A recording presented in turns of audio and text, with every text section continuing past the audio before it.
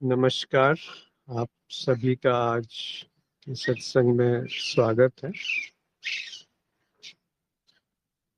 सत्संग एक अवसर होता है जहाँ पर हम थोड़ी देर समय साथ बिता सकें और कुछ विषयों पर चर्चा करते हैं जो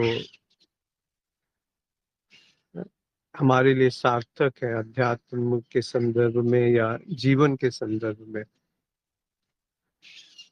कुछ प्रश्न हैं, वहां से शुरुआत करेंगे और इस बीच यदि कोई कुछ कहना चाहते हैं तो अनम्यूट करके कह सकते हैं या लिख करके भी संदेश भेज सकते हैं। एक प्रश्न है कि साक्षी और सूक्ष्म शरीर में क्या फर्क है? क्या सूक्ष्म शरीर ही अनुभव करता है और मरणोपरांत यही अनुभव यादों के साथ पृथ्वी पर रह जाते हैं? कृपया इसको थोड़ा विस्तार से बताएं।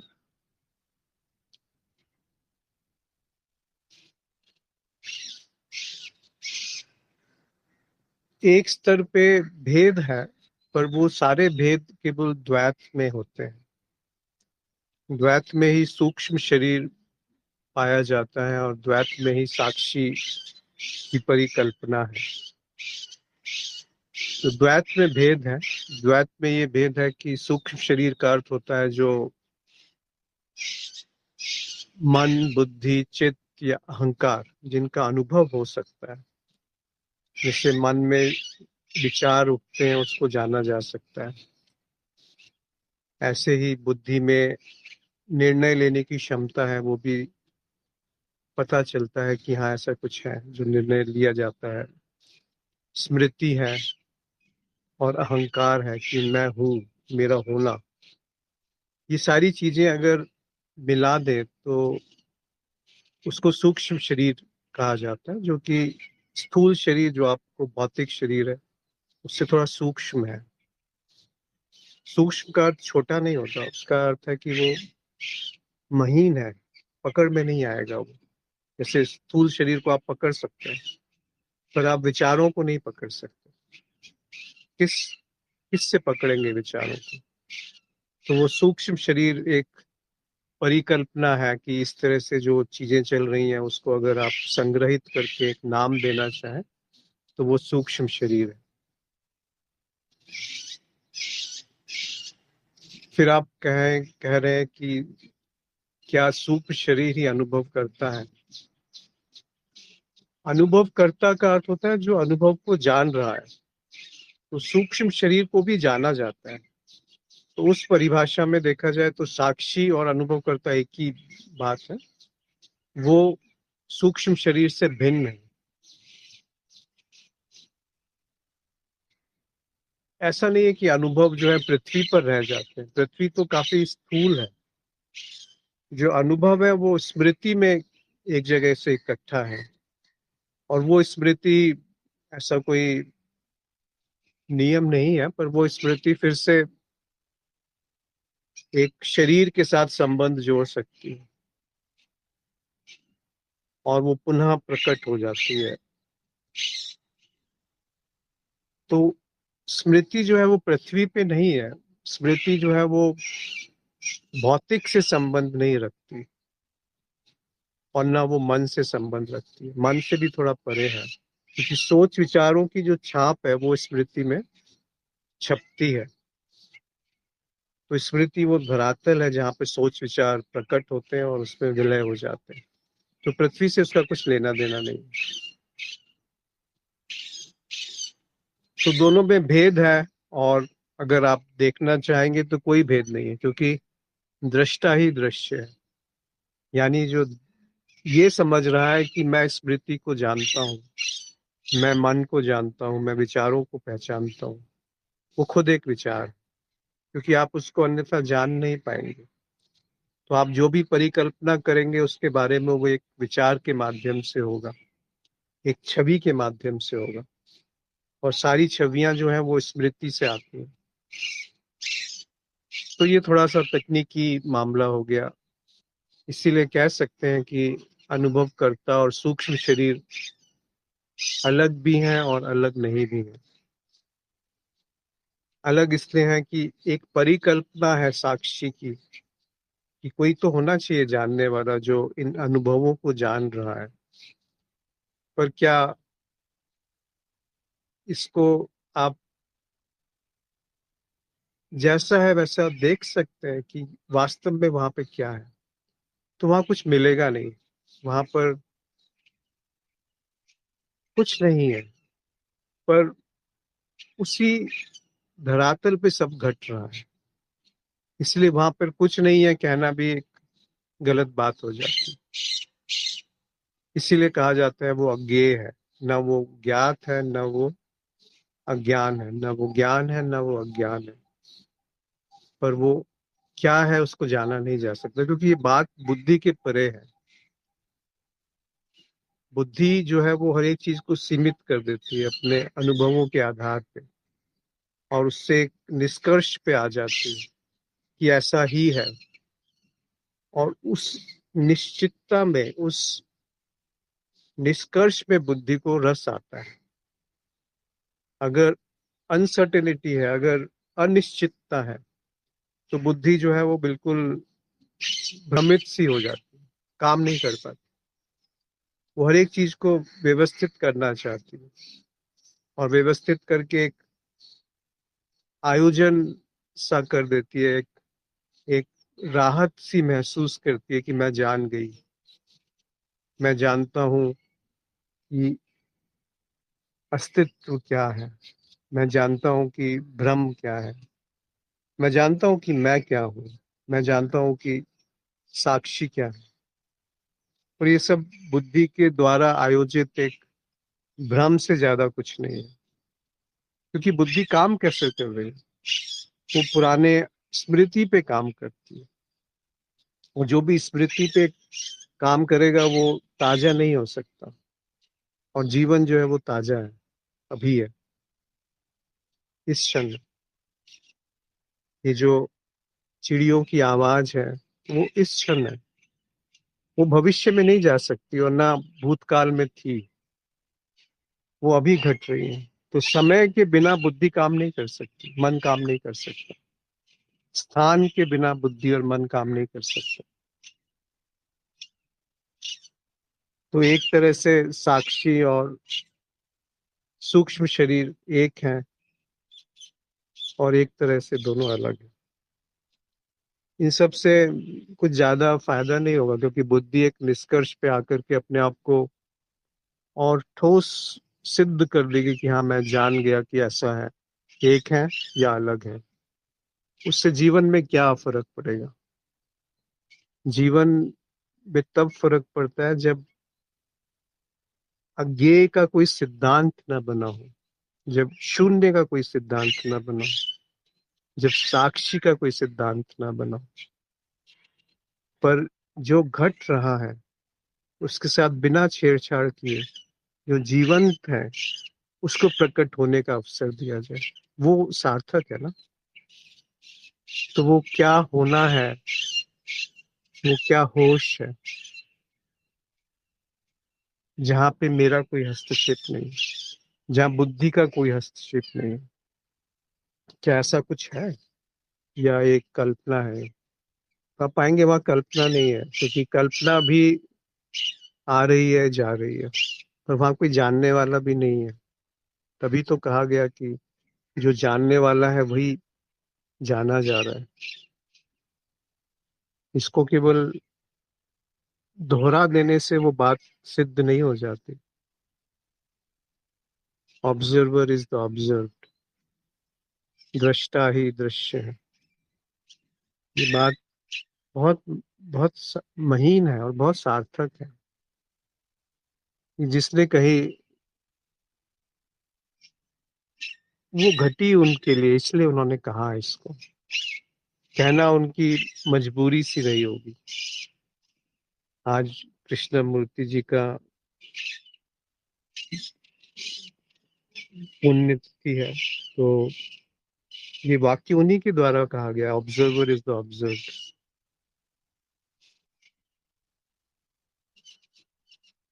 इसको सैद्धांतिक रूप से समझने से कुछ फायदा नहीं होगा। अगर आप, जो प्रश्न है वो इसी से संबंधित है कि साक्षी और सूक्ष्म शरीर, तो सूक्ष्म शरीर जो है उसका अनुभव हो रहा है और साक्षी जो उसको जान रहा है, पर ये दो नहीं है। एक स्तर पे ये दो नहीं है। और स्तर स्तर कैसे हो सकते हैं अगर मन नहीं हो? मन ही तो वो विभाजन करता है स्तरों में। तो जो सत्य है वो आपको खुद खोजना पड़ेगा। उसका कोई निश्चित मार्ग नहीं है, कोई उसमें एक आपको कोई वो नहीं मिलेगा, चिन्ह नहीं मिलेंगे कि ऐसा ही करना है तो सत्य को आप उपस्थित हो जाएंगे। ऐसा कुछ भी आपको सहारा नहीं मिलेगा, क्योंकि जहां आपने सहारा पकड़ा, चाहे वो शास्त्रों का सहारा हो, चाहे वो गुरुओं का सहारा हो, चाहे वो बुद्धि का सहारा हो, चाहे वो अपनी स्वयं का सहारा हो कि मैं जान रहा हूँ, वो सारे सहारे आपको अंत में दिखेंगे कि वो आपको ये भ्रम दे सकते हैं कि मैं जान गया। पर जब जानना घटता है, वास्तव में जब जानना होता है, तो सारे सहारे छूट जाते हैं, हट जाते हैं। हटना ही पड़ेगा और कोई विकल्प नहीं है।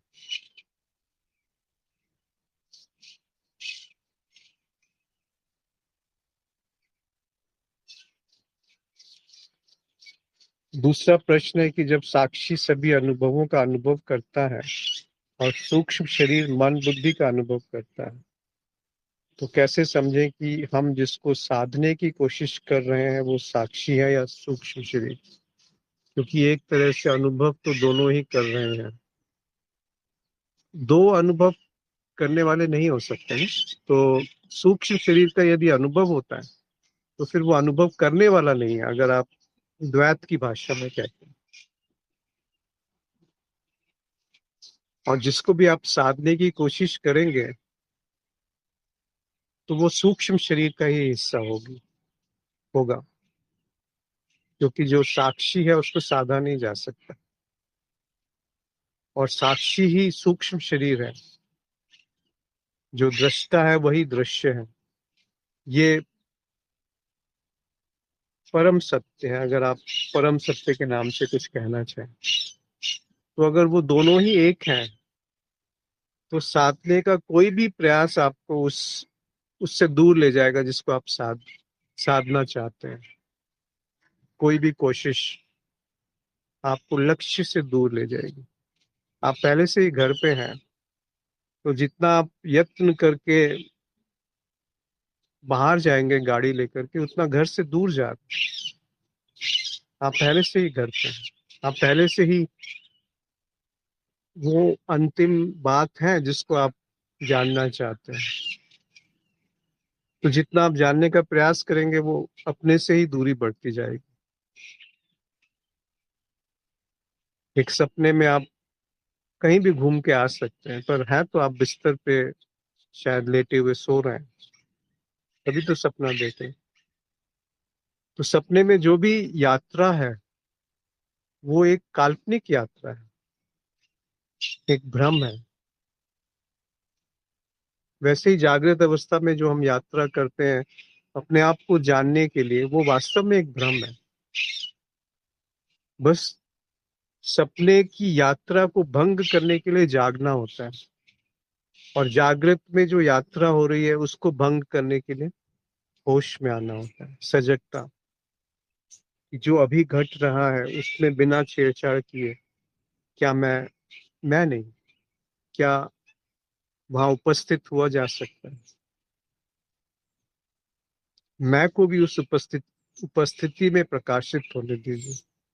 क्योंकि जैसे आप छेड़छाड़ करेंगे उसमें गति बन जाती है, एक निरंतरता बन जाती है। और वो छेड़छाड़ करना क्यों उत्पन्न प्रकट होता है? क्योंकि आप कुछ चाहते हैं कि ये बात सही नहीं है, इसको ऐसा होना चाहिए। तो एक गति बन गई उसमें, या जो पहले अनुभव हुआ था वो ज्यादा अच्छा था या बुरा था, तो एक गति बन गई उसकी। तो ये जो समय का निर्माण है और जिस जगह ये सब घट रहा है, वो उस पे एक निरंतरता का भ्रम पैदा कर देता है, एक केंद्र पैदा कर देता है, जिसको मैं कहता हूँ।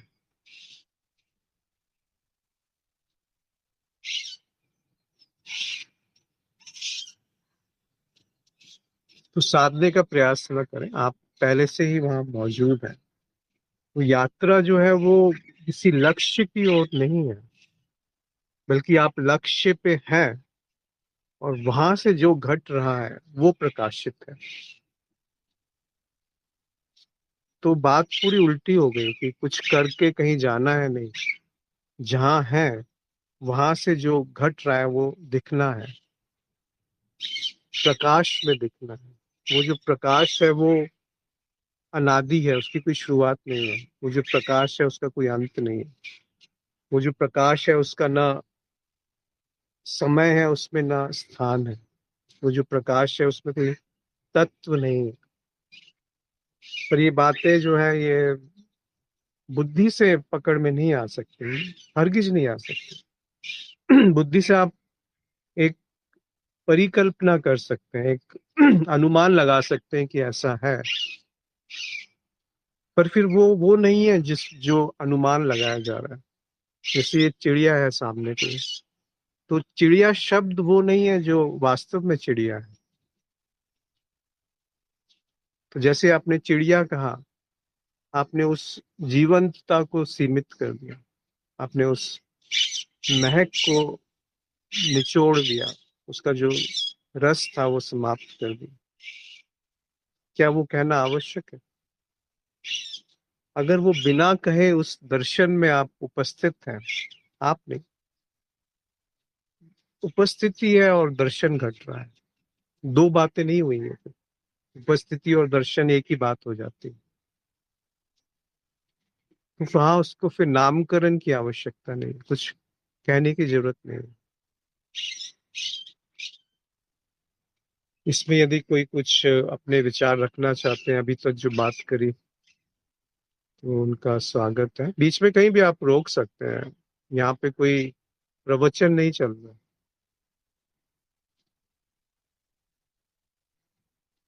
किसी भी विषय पे बात करी जा सकती है।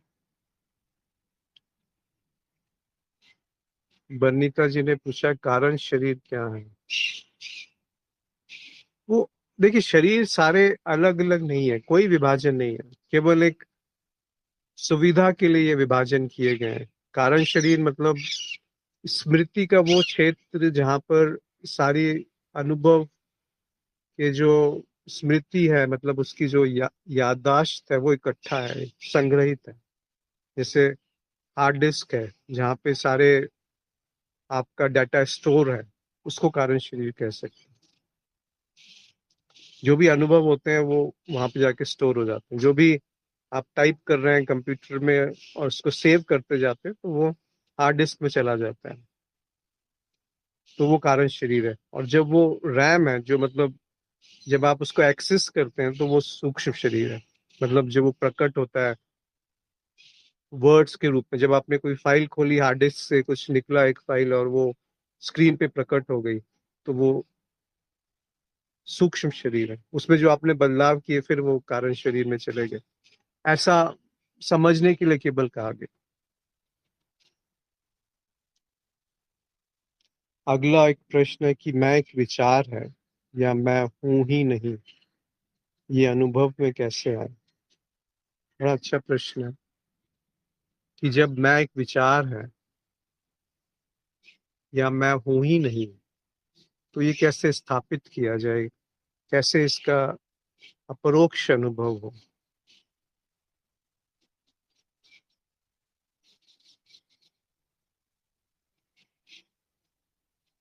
हर अनुभव जो है ना वो थोड़ा सा बात की बात है। अनु और भव, अनु यानी पीछे और भव यानी होना। जो हो चुका है वो नहीं, पर जो होने के बाद उसकी कुछ स्मृति बन रही है उसको अनुभव कहते हैं। किसी माध्यम से, किसी बीच में कुछ है, एक विभाजन है, एक मैं का केंद्र है और एक अनुभव तभी तो होगा जब मैं का केंद्र है, उसको ये कहने वाला कि ये मैंने अनुभव किया। अन्यथा जो अनुभव है वो जीवंत है। पर जैसे ही हम कहते हैं कि ये मैं, मेरा अनुभव है, तो वहां पे वो मृत हो गए, वहां पर वो बासी हो गए। तो अगर अनुभव को बिना परिभाषित किए आप देखा जा रहा है जस का तस, तो वो जीवंत है, वही जीवन है। तो कहा यह जा रहा है कि मैं यदि भ्रम है तो ये अनुभव में कैसे आए। तो जो भ्रम है उसका भी अनुभव होता है। जैसे आप स्वप्ने में जो भी वस्तुएं देखते हैं वो एक भ्रम है, पर उनका अनुभव तो हो रहा है, और जितनी देर अनुभव होता है वो सत्य प्रतीत होती है। ऐसे ही जब मैं का केंद्र बनता है तो वो सत्य प्रतीत होता है कि मैं हूं। यही तो सारा अध्यात्म है, सारी भ्रम है कि मैं हूं। मेरा होना कोई प्रश्न चिन्ह नहीं लगाता उसमें कि मैं हूं। ये बात है क्या, क्या है जो मैं हूं कह रहा है। तो मैं का कोई अनुभव होता भी है और नहीं भी होता है। जैसे भ्रम का अनुभव होता भी है और वास्तव में कुछ होता नहीं है वहां पर। ऐसे ही मैं जो है वो एक विचारों की, विचारों में निरंतरता को मैं कहा गया है। अगर वो विचारों की निरंतरता छूट जाती है तो मैं का केंद्र टूट जाता है। और मैं का केंद्र टूटने से आप उस अनुभव को मैं का अनुभव नहीं कह सकते फिर। तो या तो मैं है, या जो है वो है, फिर उसको नाम भी नहीं देना चाहिए। तो जो भी अनुभव है वो मैं का ही अनुभव है अगर विभाजन है तो, क्योंकि वो भ्रम का अनुभव है। भ्रम यानी दो तीन चीजें हैं इसमें, वो समझना आवश्यक है। ये जो दृश्य है वहां पर कुछ प्राकृतिक घट रहा है। ऐसा नहीं है कि मैं अगर अपना एक अलग उपस्थिति नहीं बनाऊं तो वो प्राकृतिक बंद हो जाएगा। जैसे ये शरीर, अगर इसकी मृत्यु हो गई तब भी तो सूरज चांद पृथ्वी रहती है।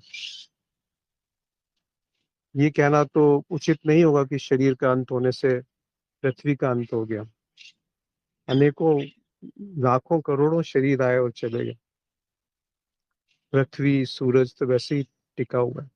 तो वो जो प्रकृति है उसी में से एक हिस्सा जो शरीर बन के उपजता है, और उस शरीर में एक ख्याल आता है जो एक रासायनिक प्रक्रिया है, जो एक विद्युत की प्रक्रिया है। जैसे आप कुछ खा लें गड़बड़, तो आपके विचार बदल जाते हैं, बदलाव आना शुरू हो जाता है। कुछ इलेक्ट्रिक शॉक दे दिया जाए तो भी विचार आप ढंग से नहीं सोच पाएंगे। तो ये मनुष्य चेतना एक सूक्ष्म रूप से विद्युत की तरंग है, और कोई भी विचार आपका नहीं है, कोई भी विचार निसर्ग का नहीं है। बिना विचार के भी प्रकृति उतनी ही सौंदर्य से प्रकट है। तो जो अनुभव होते हैं वो जिसके अनुभव हो रहे हैं उसके बारे में कुछ नहीं जाना जा सकता। और अनुभव होने के लिए कोई मैं का केंद्र होना चाहिए, ये भी सही नहीं है। तो मैं ही मिथ्या है। बस इतनी सी बात पे सारा अध्यात्म समाप्त हो जाना चाहिए। जैसे ये बिल्कुल स्पष्ट हो गया कि मैं ही मिथ्या है,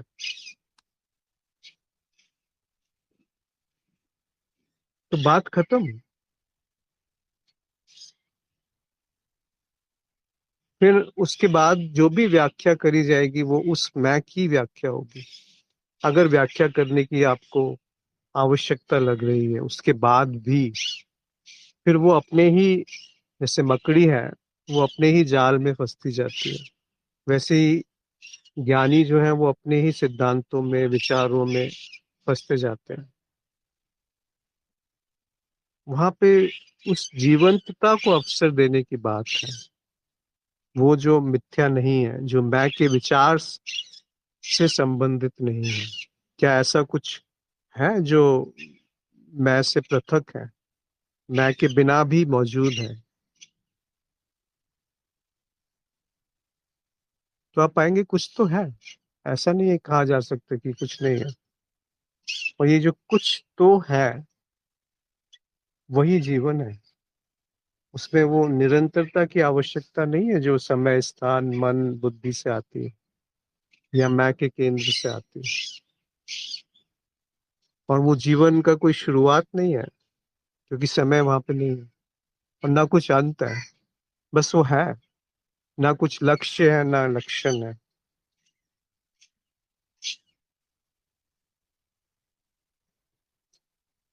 अगला एक प्रश्न था कि क्या साक्षी भाव और अनुभव क्रिया एक ही बात है? ये वही बात हो गई जो थोड़ी देर पहले हमने बात करी कि क्या साक्षी और जिसका अनुभव किया जा रहा है, सूक्ष्म शरीर, वो एक ही है। लगभग वही उत्तर इसका भी है कि साक्षी भाव एक विचार है कि मैं साक्षी हूँ, और अनुभव क्रिया यानी समाधि, जो अद्वैत की अवस्था है, जहां पर साक्षी, साक्ष्य और साक्षी भाव, इन तीनों में कोई भेद नहीं है। पर जैसे ही आपने उसकी कल्पना करी कि अनुभव क्रिया जैसा कुछ होता है, तो फिर साक्षी भी उत्पन्न हो गया और साक्ष्य भी उत्पन्न हो गया, और साक्षी भाव की एक कल्पना भी वहां उत्पन्न हो गई। तो वो एक है। सत्य तो यही प्रतीत होता है कि वो एक है। और वो एकता जो है वो बयान नहीं करी जा सकती, क्योंकि वहां पे मैं नहीं है। अगर मैं ही अस्तित्व हूं, तो वहां पे कोई केंद्र नहीं रहा जो कह सके कि मैं अस्तित्व हूं। जब कहा जाता है अहम ब्रह्मस्मि, तो वो शब्दों की सीमा है। वो शब्दों का कुछ ऐसा आप अभिव्यक्त करने का प्रयास कर रहे हैं जिसको अभिव्यक्त नहीं किया जा सकता शब्दों में। तो वो मजबूरी में कहा गया होगा हम ब्रह्मस्मि। पर वास्तव में अगर ब्रह्म है तो मैं नहीं है, और मैं है तो आप ब्रह्म को जान नहीं सकते, क्योंकि मैं जो है वो एक केंद्र में उत्पन्न होता है। सोच विचार का केंद्र, स्मृति का केंद्र, बुद्धि का केंद्र, भावनाओं का केंद्र, वो सारे केंद्र भ्रम पैदा करते हैं गति की, कि मैं चल रहा हूँ। वास्तव में ऐसा कुछ चलना नहीं होता। तो वो गति ही जब झूठ है, तो उस गति से उत्पन्न सब कुछ झूठ है, आभासीय है।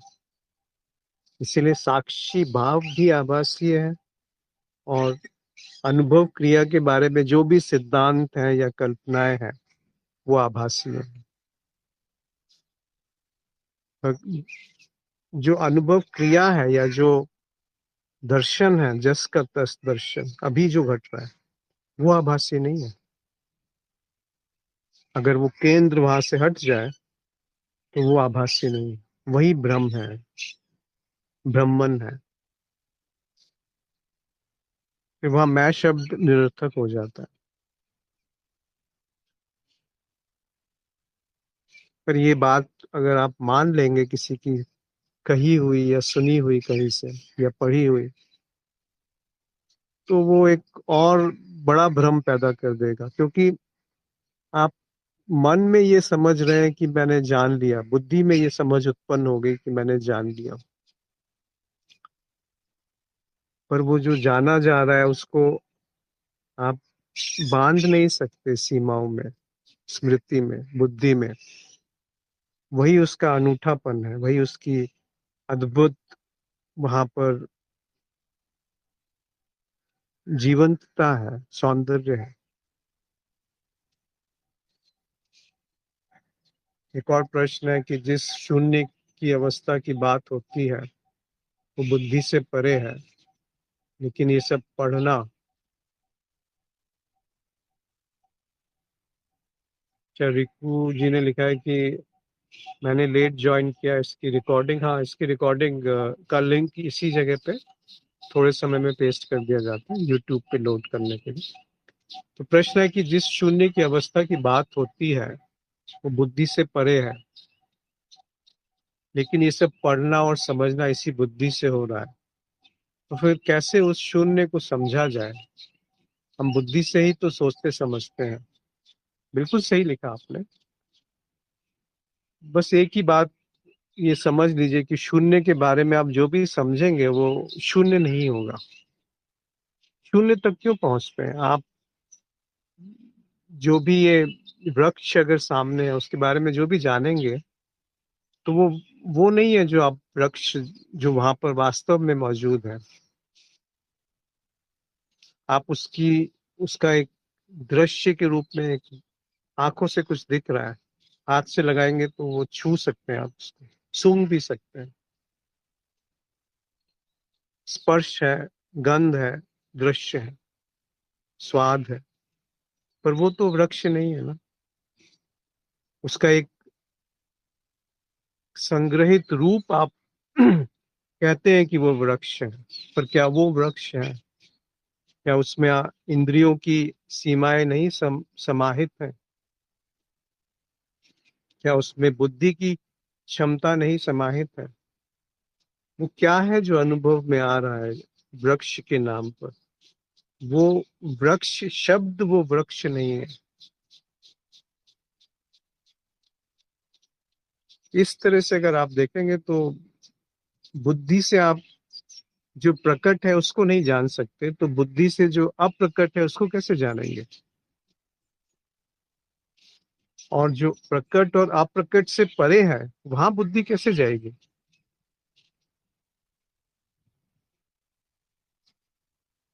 तो बुद्धि से मत समझिए कि शून्य क्या है,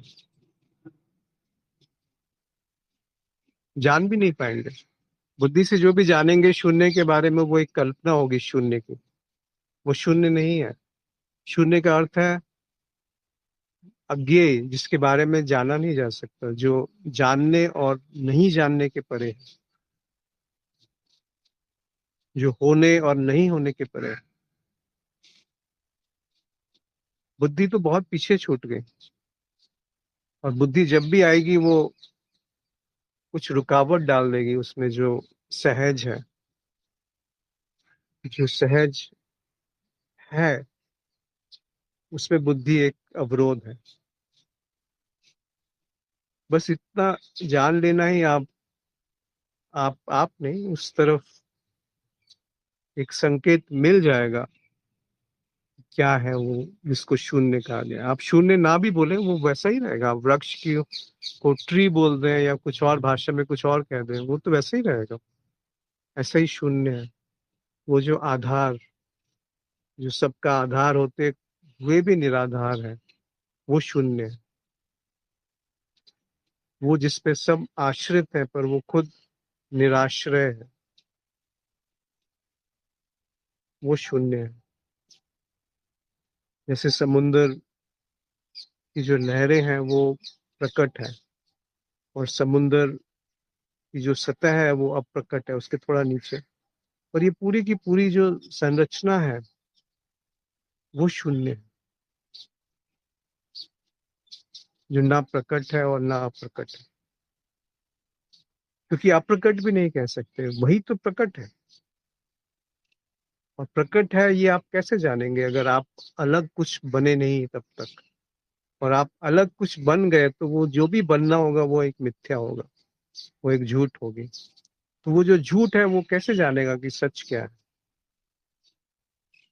वो झूठ केवल इतना ही उसमें कृपा हो सकती है कि वो जान जाए ये जो जाना जा रहा है उसमें जो एक कल्पना है कि मैं जान रहा हूँ, वो सबसे बड़ा झूठ है। और वहां पे ये जानते ही वो गिर जाता है, वो सामने से हट जाता है। आप कितना भी सो लें, हजारों साल सो लें। जागना जो है वो क्षण भर में होता है। क्षण भर भी बहुत बड़ी बात है। जागना होता है तो वहां पर प्रकाश है, और वो प्रकाश को ही जो शिव सूत्र है उसमें 3 तरीके से कहा गया। अन्व उपाय, यानी कि जो भी आप साधना कर सकते हैं वो अन्व उपाय में आता है। चाहे वो प्राणायाम हो, ध्यान हो, भक्ति हो, कोई भी आप साधना कर सकते हैं, ज्ञान हो, अन्व उपाय में आता है। फिर शाक्त उपाय, यानी वो शक्ति, वो देवी, वो प्रकृति, उसको बिना कुछ किए जस का तस, वो शाक्त उपाय। और फिर है शांभव उपाय। शांभव उपाय जो है वो इन दोनों से परे है। वो उपाय है ही नहीं, बस वो उपस्थिति है जिसको जानने वाला कोई नहीं। और ऐसा नहीं कह सकते कि वो नहीं है। अब शांभव उपाय में कोई विधि नहीं है, कोई प्रयास नहीं है, कोई गति नहीं है। वहां जाने के लिए आपको कुछ मेहनत नहीं करनी पड़ेगी। ऐसा नहीं कि 10 साल कठोर तपस्या करेंगे तब जाकर के आप वहां पहुंच पाएंगे। वो तो अन्व उपाय में आ जाता है।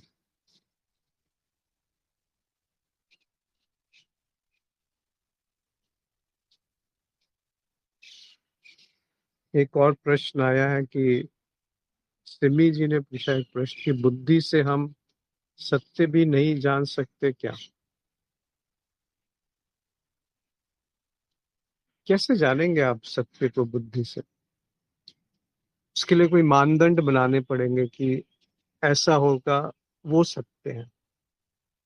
तो वो जो आधार हुआ, उससे ज्यादा वो नहीं हो सकता जिसको जाना जा रहा है। तो बुद्धि से सत्य को नहीं जाना जा सकता। बुद्धि खुद एक संग्रह है, पुराने अनुभवों का एक संकलन है, एक इकट्ठा कर दिया गया है, उससे कुछ कुछ निकलता रहता है। और वो एक निष्कर्ष पे आकर के अपने आप को सही सिद्ध करने में लगी रहती है। यही तो पूरी मनुष्यता में लड़ाई है कि मैं जो जानता हूँ वो सही है, मेरा धर्म सही है, मेरा देश सही है, मेरा परिवार सही है, तुम जो कहते हो वो गलत है। पर ना वो सही है ना ये सही है। किसी भी निष्कर्ष पे आप आ गए तो वो झूठ हो गया। और बुद्धि को निष्कर्ष पसंद है। बुद्धि से सत्य को नहीं जाना जा सकता। सत्य में बुद्धि अपने पूरे सौंदर्य में प्रकट हो सकती है। विपरीत है, बिल्कुल उल्टी बात है। यानी कि सत्य यानी उपस्थिति। उस उपस्थिति या होश में बुद्धि सही तरीके से काम कर सकती है, ये बात उचित है। पर उस बुद्धि से आप उस सत्य को जानना चाहो, वो अनुचित है।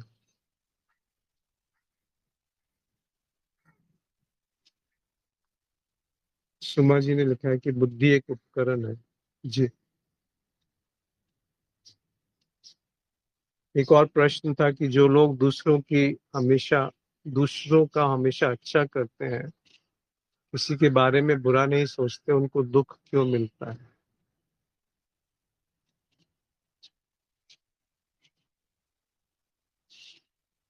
इसमें कई सारे त्रुटियां हैं। आप किसी और के बारे में कुछ सोच करके एक निष्कर्ष पे आ रहे हैं कि अच्छे लोगों के साथ बुरा क्यों होता है।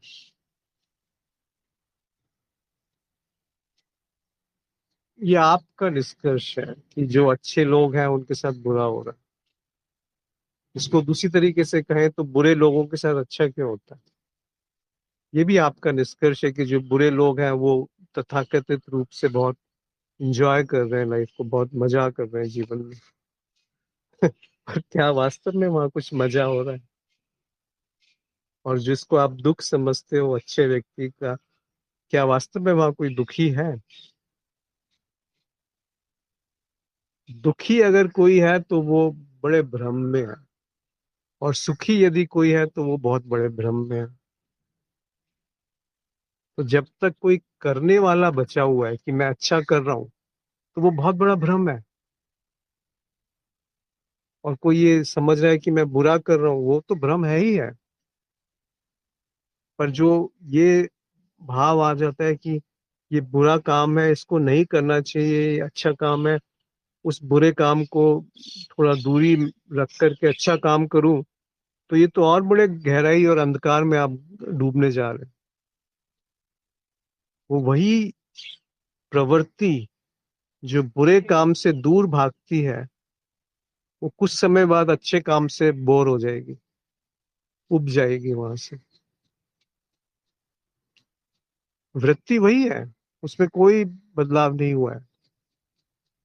तो अच्छा और बुरा दोनों रिलेटिव है, सापेक्षिक है। सही और गलत सापेक्षिक है। सुख और दुख सापेक्षिक है। तो किसके संदर्भ में ये सापेक्षिक है?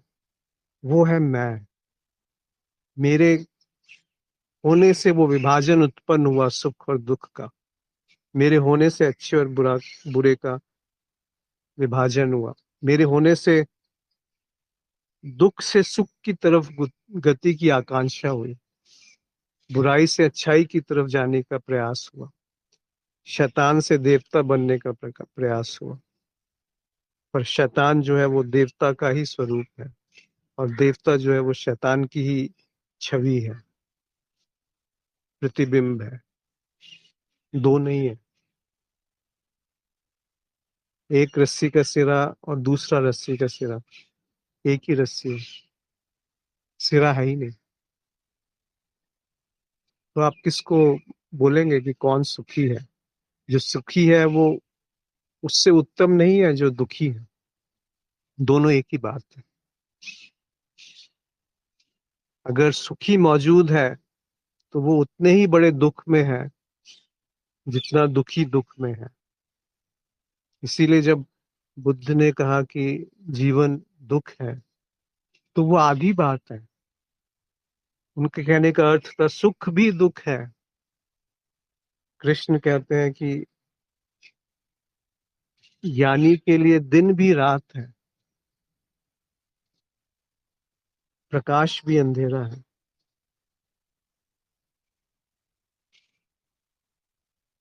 तो ये थोड़ा सा ऊपर उठने की आवश्यकता है, अगर आप वास्तव में इसको जस का तस जानना चाहते हैं। नहीं तो धर्म तथाकथित जो हम समझते हैं, नियम, यम और नियम, कि ये करना चाहिए और ये नहीं करना चाहिए, वो सब बड़े भ्रम में पैदा आपको कर डाल सकते हैं, क्योंकि करने वाला वहां मौजूद है। वो करने वाला ठोस हो रहा है कि मैं तो बहुत दान कर रहा हूँ। ये कौन है जो दान कर रहा है? मैं तो बहुत विनम्र हूँ। ये कौन है जो विनम्र घोषित कर रहा है अपने आप को? मैं तो बहुत ज्ञानी हूँ। कौन है जो कह रहा है कि मैं ज्ञानी हूँ? मैं तो बड़ा भक्त हूँ। कौन है जो भक्त की अपना उद्घोष कर रहा है, घोषणा कर रहा है कि मैं भक्त हूँ? किस आधार पे वो भक्त कह रहा है अपने आप? क्या वहां पे तुलना नहीं है कि कोई और है जो भक्त नहीं है और मैं भक्त हूँ? कोई और है जो अज्ञान में डूबा हुआ है, मैं तो बड़ा ज्ञानी हूँ। तो जो ये कह रहा है कि मैं ज्ञानी हूँ, क्या वो उससे ज्यादा बड़े अंधकार में नहीं है, जो जानता ही नहीं कि मैं अज्ञान में हूँ? क्या भेद है उन दोनों में? जो जानता ही नहीं कि मैं भक्त हूँ, क्या वो उससे बड़ा भक्त नहीं है जो कहता है कि मैं भक्त हूँ? देखिए, बिल्कुल विरोधाभास है यहाँ पे। तो किसी भी निष्कर्ष पे मत आइए कि ये अच्छा है और ये बुरा है। इसका अर्थ ये नहीं है कि आपको एक फ्री लाइसेंस मिल गया कुछ भी करने का। थोड़ा समझिए इस बात को। ये करने वाला कहाँ है? वो करने वाला क्या है? अगर ये बात पकड़ में आ गई, तो होश वहां पाया जाएगा। फिर होश में जो होगा वो शुभ होगा। अच्छा बुरा का विभाजन नहीं होगा वहां पे। वो करुणामयी होगा, वो हित होगा, वो अहिंसक होगा, वो प्रेम होगा, वो आनंद होगा, और वही जीवंत होगा। वहां मृत जैसा कुछ नहीं है, वहां पे अमृत होगा। वो हद और बेहद दोनों से परे होगा। हद चले सो मानवा, बेहद चले सो साध। हद बेहद दोनों तजे, ताको भाता अगाध। मानव जो है, मनुष्य जो है, वो केवल एक लिमिट तक जा सकता है साधना में, जानने में, भक्ति में, ज्ञान में, ध्यान में। जो ये जानता है वो साध है। जो इससे परे जाता है, बेहद मतलब हद से जो परे है, वो साधु है। पर जो सत्य है वो ना साधु है ना मानव है। हद बेहद दोनों तजे। ना उसको साधना में कोई रस है, ना उद्दंडता में कोई रस है कि कुछ भी मैं करने के लिए मुक्त हूँ। वो साधना नहीं है, वो साधना का विपरीत साधना नहीं है। ना उद्दंडता में उसको रस है, ना साधना में उसको रस है, न मानवता न साधुत्व। हद बेहद दोनों तजे, ताको भाता अगाध। फिर उसकी कोई सीमा नहीं है, उसकी कोई था नहीं है, कोई उसका बेस नहीं है। वो एक ऐसा पात्र है जिसमें कोई बेस नहीं है। तो वही तो शून्य हुआ, खाली हो गया ना। फिर कैसे उसमें कुछ भरेगा? उस पात्र की अपनी आइडेंटिटी समाप्त हो गई। तदात्म समाप्त हो गया, शरीर से, मन से, बुद्धि से, आत्मा से, अनात्मा से, साक्षी से, साक्षी भाव से, ईश्वर से, देव से, शैतान से, सबसे उसका तदात्म समाप्त हो गया। जब तक देवता है तब तक शैतान है, जब तक सुख है तब तक दुख है।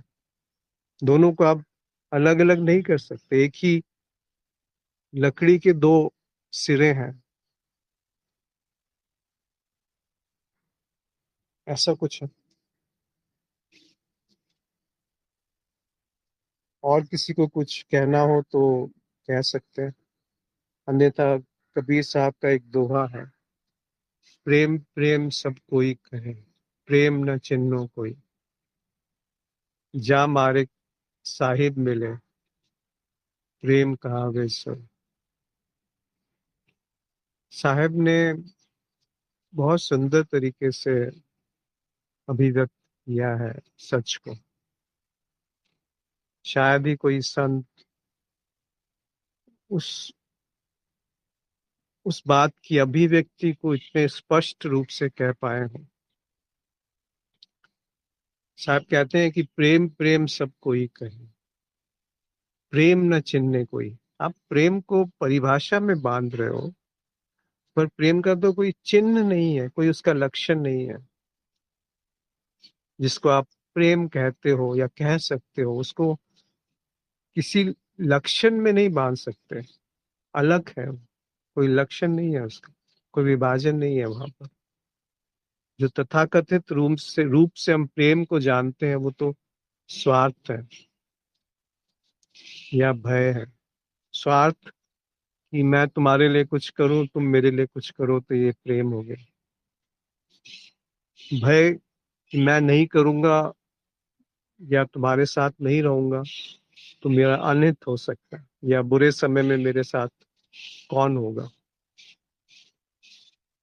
या परिवार या धर्म या देश या लिंग या दोस्ती, इन सबको हम प्रेम समझते हैं। ये तो स्वार्थ है या भय है। जा मार्ग साहिब मिले, प्रेम कहावे सोए। तो प्रेम है क्या? उस मार्ग, उसको प्रेम कहते हैं जिस मार्ग पे साहिब मिलते हैं। साहिब से उनका क्या अर्थ है? साहिब से उनका अर्थ है जीवंतता, जो होश, जिसकी अभी तक हमने बात करी आज सुबह इतनी देर में। वो जो होश जिसका कोई आधार नहीं है। वहां पे ईश्वर की कल्पना जैसा भी कुछ नहीं है, क्योंकि कल्पना करने वाला कोई नहीं है। उसको वो साहिब कहते हैं। वो उपस्थिति जो मैं नहीं कर सकता, पर वो है। ऐसा भी नहीं कहा जा सकता कि वो नहीं है, वो पाई जाती है। जब मैं की दखल अंदाजी बंद हो जाती है, तो जो पाया जाता है वो है होश।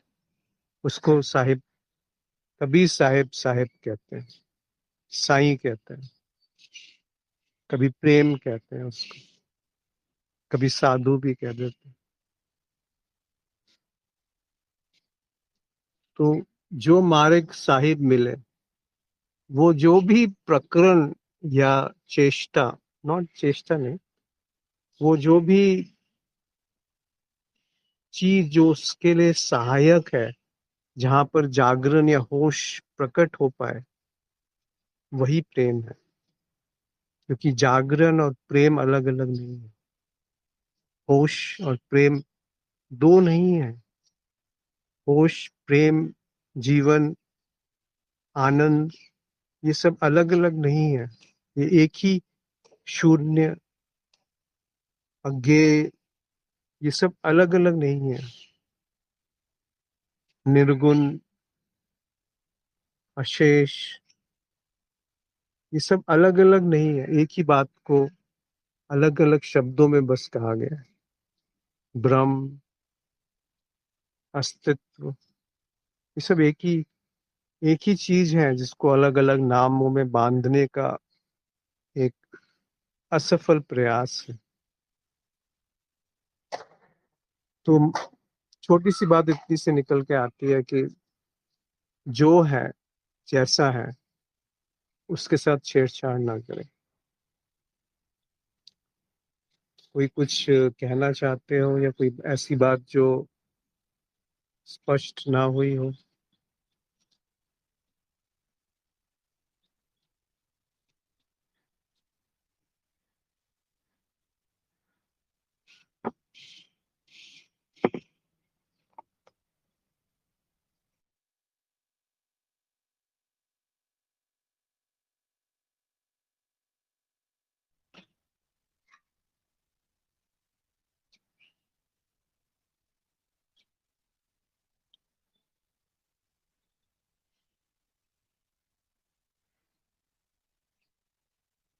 किसी का कोई प्रश्न हो तो वो बोल सकते हैं,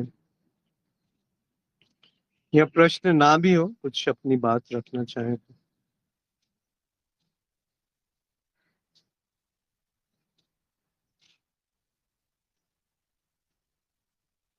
अगली बार से हम लोग उपदेश सार है, रमन महर्षि का एक ग्रंथ है, जिसको पंडित लोगों ने उपदेश या उपनिषद का दर्जा दिया है। कुल उसमें 30 ही श्लोक हैं। बड़ी सरल भाषा में उन्होंने सारा अध्यात्म उसमें समा समाहित कर लिया। तो अगले शनिवार को उसमें शुरुआत करेंगे। प्रयास करेंगे कि, प्रयास तो नहीं, उसमें उसको जानने के लिए उपलब्ध हो जाते हैं। तो अगले शनिवार को वहीं पर शुरुआत करेंगे। सिमी ने लिखा है कि सत्य क्या है।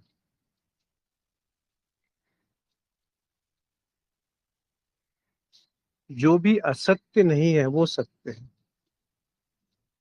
असत्य को जाना जा सकता है, सत्य को नहीं जाना जा सकता। फिर आप पूछेंगे कि असत्य क्या है? जो भी अनुभव में आ सकता है वो असत्य है। तो जो अनुभव में नहीं आ सकता, उसको आप आधार कह सकते हैं, उसका जो अनुभव में आ रहा है। ये केवल शुरुआती तौर पे कहने के लिए कहा जाता है। अन्यथा हर हर व्यक्ति का अपना एक सत्य है। उस आधार पे, जिस आधार पे उसने सत्य को, मानदंड जिसने उसका मनाया जाना है, उसी आधार पे वो एक सत्य पे आ जाएगा, जो कि बिल्कुल सही है। उसमें कुछ गलत नहीं है। आप अपना सत्य खुद ढूंढिए। वो सत्य मत उठा लीजिए जो पुराणों में या गुरु लोग कहते हैं। खुद ढूंढिए अपना सत्य क्या है, फिर जो मिलेगा वो कभी आपको भ्रम में नहीं डाल पाएगा, कभी आपको पथ से भ्रष्ट होने में नहीं, पथ भ्रष्ट नहीं कर पाएगा। देखिए, अभी जो मौजूद है वही मेरा सत्य है। अभी अगर मैं क्रोध में हूं तो वही सत्य है। अगर अभी मेरे अंदर वासना है तो वही सत्य है। जैसे ही उसको फेर बदल करने का प्रयास हुआ तो वो असत्य हो गया, झूठ हो गया। क्योंकि जो उससे छेड़छाड़ करने का प्रयास कर रहा है वही संस्था झूठ है। तो सत्य को बुद्धि से नहीं जाना जा सकता, सत्य को परिभाषित नहीं किया जा सकता, सत्य का कोई मानदंड आप एक नहीं फिक्स कर सकते कि ऐसा ही है। फिर तो बहुत आसान हो जाता सत्य को जानना।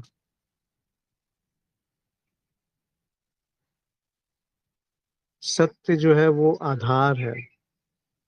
एक होता है सत्य, एक है प्रकृति जो तथ्य है, और एक है आभासीय जो कि पूरी तरह से भ्रम है। यानी जो तथ्य है उसके आधार पे आपने कोई कल्पना गढ़ ली, उसको आभासीय कहते हैं, जो कि एक कल्पना है, भ्रम है, मिथ्या है।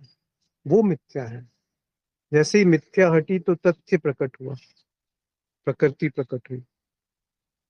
और जैसे ही प्रकृति जस की तस प्रकट हुई तो उसका जो आधार है वो सत्य है। वो अभी भी उतना ही मौजूद है जितना, क्योंकि वो समय से परे है, वो स्थान से परे है, वो बुद्धि से परे है, वो होने से परे है। और वो नहीं है ये भी बात गलत है। तो तथ्य जिस पृष्ठभूमि पे प्रकट है वो सत्य है। अब इसको आप कैसे परिभाषित करेंगे? क्योंकि परिभाषित करने के लिए आभासीय सत्ता का होना आवश्यक है, और आभासी सत्ता कभी भी तथ्य तक नहीं पहुंच सकती। तो जो तथ्य तक नहीं पहुंच सकता वो सत्य को कैसे जानेगा? तथ्य हुआ जा सकता है, और सत्य उसका आधार है जिस पे तथ्य टिका हुआ है।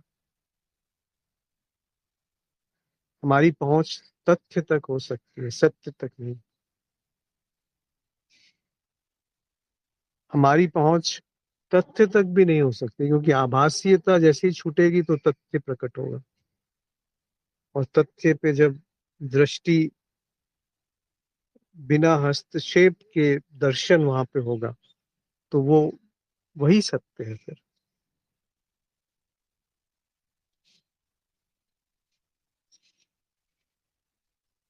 सूरज ने एक सवाल पूछा है। अच्छा, एक और प्रश्न है असीम का।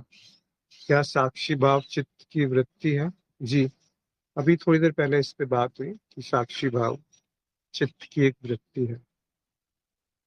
सूरज ने पूछा है कि हमें कैसे पता चलेगा कि ज्ञान या बुद्धि का त्याग कब करना है? बुद्धि का त्याग स्वैच्छिक है या अनैच्छिक है?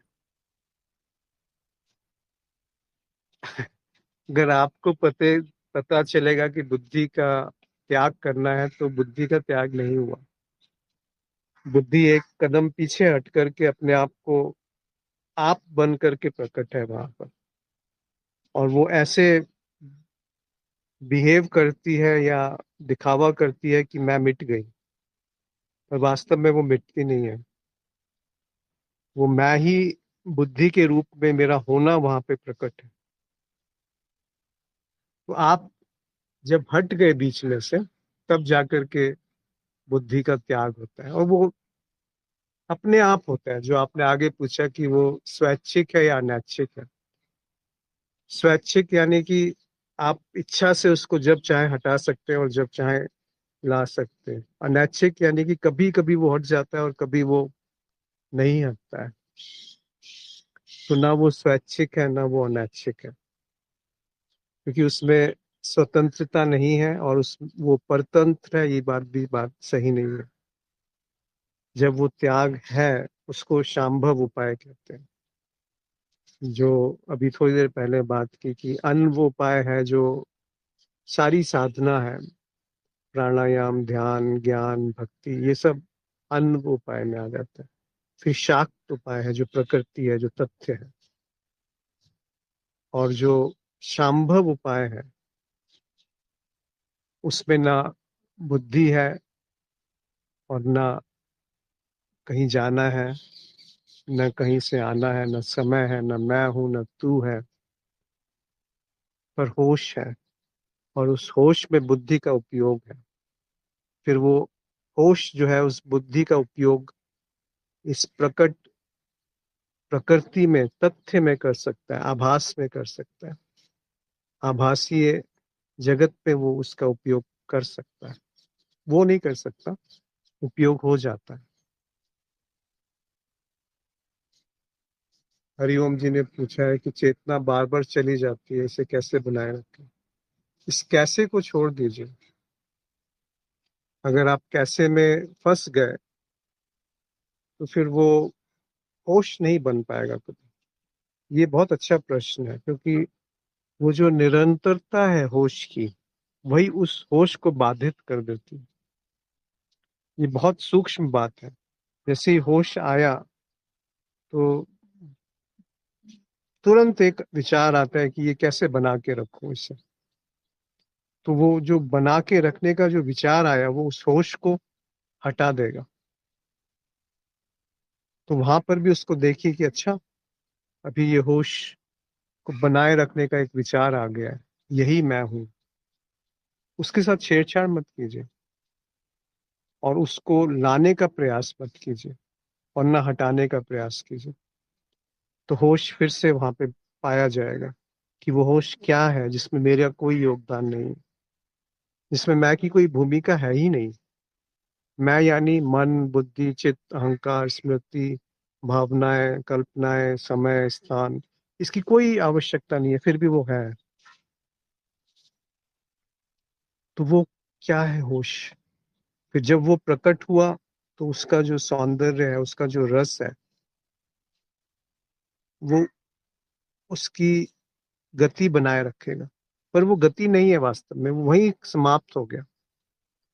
जैसे आपने गति बनाने का प्रयास किया, तो वो होश वहां से हट जाएगा। क्योंकि होश आप नहीं ला सकते। जैसे ये पूछा गया था कि स्वैच्छिक है या अनैच्छिक है, दोनों नहीं है। आप नहीं ला सकते उसको। पर ऐसा भी नहीं है कि आप कुछ भी करें तो वो कभी भी आ जाएगा, कुछ भी करते रहे और वो प्रकट हो जाएगा, ऐसा भी नहीं। तो बड़ी विचित्र स्थिति है ये। इसको कैसे समझाया जाए, कैसे बताया जाए? मतलब समझाना तो क्या बहुत दूर की बात। कैसे व्यक्त किया जाए? इतना समझ लीजिए कि होश को बनाने का प्रयास होश को बाधित कर देता है। असीम जी ने पूछा है, क्या विचार खत्म हो सकते हैं कभी? विचारों के बारे के परे कैसे जा सकते हैं?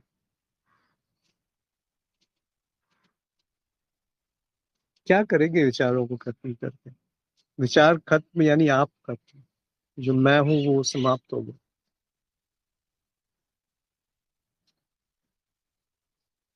विचारों के परे कौन जाएगा? कैसे जैसी बात आती है ना, कैसे शब्द ही बड़ा खतरनाक शब्द है। जैसे ऊपर कहा कि कैसे चेतना को बनाए रखें, फिर आपने पूछा विचारों के परे कैसे जाए। यानी एक लक्ष्य है, यानी एक प्रयास है, यानी एक समय है, यानी एक स्थान है, यानी एक केंद्र है जो कहीं जाना चाहता है। तो होश इन सब में कहीं नहीं है। तो कैसे से बड़ा सावधान हो जाइए। क्या क्या है जो ये कैसे को ढूंढ रहा है? क्या है जो होश बना के रखना चाहता है? क्या है जो विचारों से परे जाना चाहता है? कैसे नहीं, क्या? क्या है जो अभी वासनाओं में लिप्त है? क्या है जो अभी संस्कारों में डूबा हुआ है? क्या है जो प्रतिक्रिया कर रहा है? क्या है जो आधार है और उसका भी आधार क्या है, तो कोई उत्तर नहीं आएगा। वो होश क्या है जिसमें मेरी कोई भूमिका नहीं।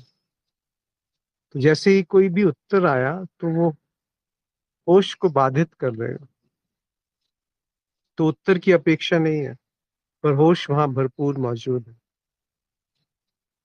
क्योंकि होश को लाना नहीं है, उसको बनाना नहीं है, और ना उसको निरंतरता का, उसका कोई सातत्य कायम करना है, उसकी निरंतरता बनाए रखनी है, ऐसा भी नहीं है। वो बनती है तो सहज बनती है, बिगड़ती है तो सहज बिगड़ती है। वो बिगड़ने में भी उतना ही मौजूद है जितना बनने में मौजूद है। क्या ये बात स्पष्ट है कि होश आप नहीं ला सकते, आपका नहीं होना होश है। अब आप बताइए कैसे आप होश को बनाएंगे? क्योंकि आप होंगे तभी तो आप होश को बनाना चाहते हैं या विचारों को दूर करना चाहते हैं। वो आप ही तो है जो एक विचार है, और एक विचार दूसरे विचार से कैसे संबंधित हो सकता है, कैसे उसको रोक सकता है? ये ऐसे ही जैसे पानी है और उसमें तरंगे हैं, आप हाथ लगा करके उन तरंगों को रोकना चाहते हैं। तो जैसे ही आप हाथ लगाएंगे वो तरंगे और उत्पन्न हो गई, वो रुकी थोड़ी, और उत्पन्न हो गई। क्या आपके हाथ लगाने से वो तरंगे रुक जाएंगी? वैसे ही है, जैसे आप प्रयास करेंगे कि विचार रुक जाए, तो विचार नहीं रुकेंगे। रुक भी गए तो क्या हुआ, फिर तो पत्थर हो गए ना। होश थोड़ी रहा। होश में तो विचार भी सौंदर्य से भरे होते हैं। होश में तो विचारों का अभाव भी सौंदर्य से भरा होता है। होश में विचार शून्यता भी उतनी ही सौंदर्य पूर्वक है जितनी विचारों का अभिव्यक्ति। तो उससे भागना क्यों, और होश को बनाए रखने की चाहत क्यों? हर चाहत उस ठहरे हुए पानी में एक तरंग की तरह है। हर छेड़छाड़ एक तरंग की तरह है उस पानी में जो रुका ही हुआ है। अपने आप को बीच से हटा लीजिए, और ऐसे हटाइए कि हटाने वाला ना रहे।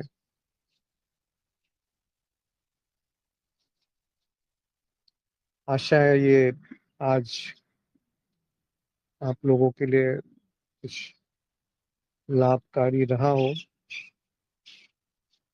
किसी और का कोई प्रश्न है तो ठीक है, अन्यथा आज यहाँ पर हम समाप्त करते हैं, और अगले शनिवार को मिलेंगे। और इस बार अगर समय हुआ तो उपदेश सार जो रमन महर्षि के बड़ी सुंदर शिक्षाएं हैं, उस पे थोड़ा सा साथ साथ समय व्यतीत करेंगे। नमस्कार।